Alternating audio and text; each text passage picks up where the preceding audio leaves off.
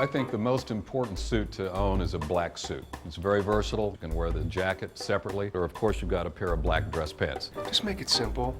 Classic, sophisticated, and black. I think some guys are into navy, some guys are into black. Black, navy blue, big debate for the first suit. Many men choose navy because it's like a deep midnight, and I think it's going to serve you in the same way. Once you've got a black suit, then I think it's nice to get some fancy stripes, some dressy stripes, just to have a little more variation in your wardrobe. Or you could even do gray. If you're really feeling bold, if you feel like you want to get your fashion on, you could do a two-piece gray suit. Bottom line is about putting it together right.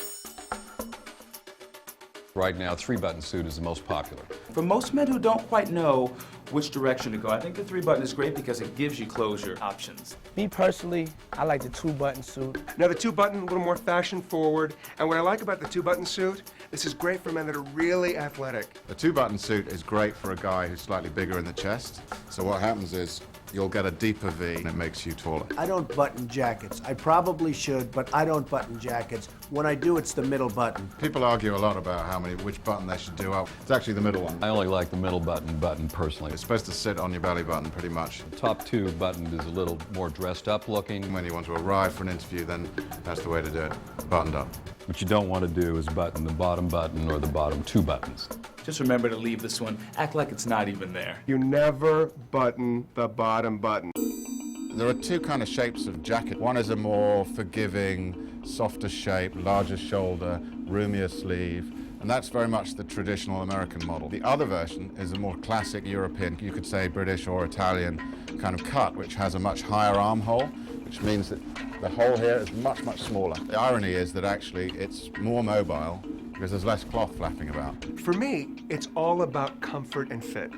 When I put on a jacket, if it feels good, I feel good. Once it feels great against your body, look in the mirror.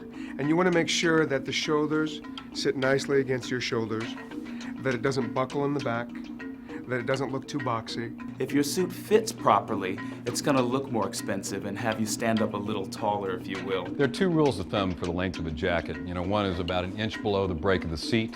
The other one is that right where you cup your hands, it should hit right there. Generally, your sleeve should sit just about where the beginning of your thumb joint is, when your arms are like that. Obviously not when it's like that or like that. The debate about pleats and triple pleats, single pleats, no pleats, flat front has raged as long as there have been pants, basically. I've never been big on pleats. I like flat.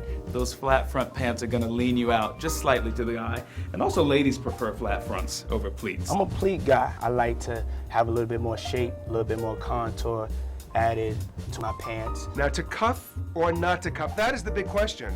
When you have the double pleated pant, you definitely want to cuff. Now when you have the single pleat, you have the options.